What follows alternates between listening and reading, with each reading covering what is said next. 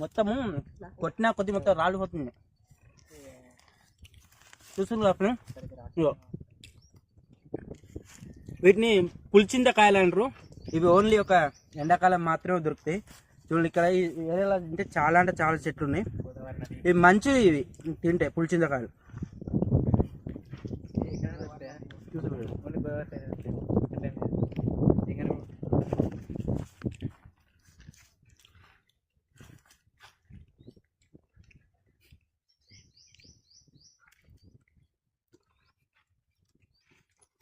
Trump.